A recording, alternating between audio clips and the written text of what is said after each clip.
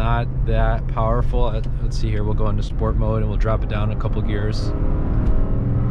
I mean, it makes noise, it sounds nice, but we're really not going anywhere. Hey everyone, wanted to give you a quick POV review on this 2016 Lexus GX460.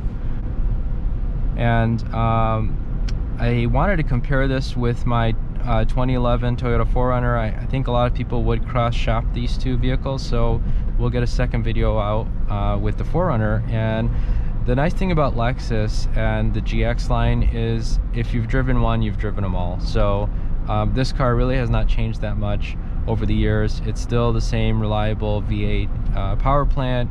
It still has similar styling, and it's just all reliable here. It's if you look at Texas and if you look at Toyota and Lexus products, I don't know what I was trying to say there, if Tesla or Lexus, I don't know what I was trying to say. So if you look at Lexus products, they're super reliable. You're going to get a super refined experience here. The leather is very soft. You've got heated and cool seats. Everything is soft to the touch. Leather stitch dash with wood accents. Nice leather heated steering wheel. So definitely you've got a lot of comfort, and the suspension setup here as well is an air ride suspension. So if you look here, you can lower and raise the suspension. It's got a sport mode. You've got low 4 and high 4 four-wheel drive. You've got the control option for coming down the hill, descent control. And so you do get a lot of that kind of off-road capability. Most people, I think, wouldn't use that. Most people use this just as kind of a commuter car. It's got 3 rows. It can seat 7 comfortably. The trunk space is very small when you've got that 3rd row up, but aside from that, this thing is bulletproof. It'll take you you know, wherever you want to go, snow, mud, rain, wherever you can think of. And this one, I think that this has 18s on it too, so compared with my 4Runner, which has 20s, the ride is just really great.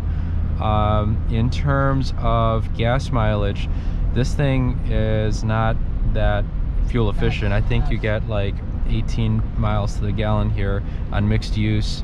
And also, you know, in terms of power, and maybe we'll try to show some acceleration shots, the V8 power plant, it's really tuned for reliability, so you're not gonna win any drag races. It's not very inspiring to drive. The car itself has a little bit of body roll, handling's average, but again, if you're just doing this, going straight line, or even if you want to take it off-road, these things do great.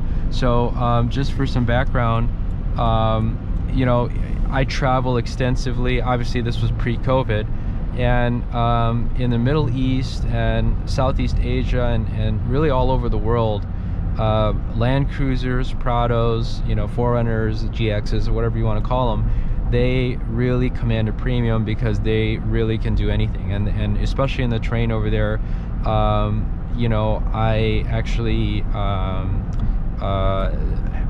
have met with some amateur rally drivers over in the Southeast Asia, and they take these things to the limit. They take them off-road, they prep them for the rallies, and you know, they go out in the desert in 100-degree weather and they run them for days, and these things run and they're bulletproof. So when you look on a global scale, these things are really valued, and that's, I mean, that's nice to have. I don't think the average customer here in America would be doing that with their 4Runners or with their Lexus products, but it's nice to know that you can if you wanted to, and especially if you pick one up secondhand or third hand, it's a great vehicle for that.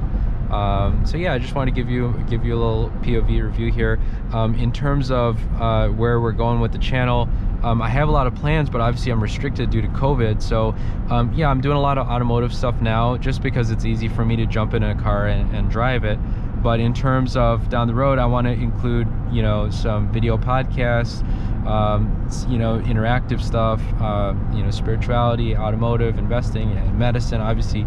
So we are going to get to that. It's just a matter of figuring out how to do it safely with social distancing and, you know, keeping in mind CDC guidelines. So thanks for your time. Take care.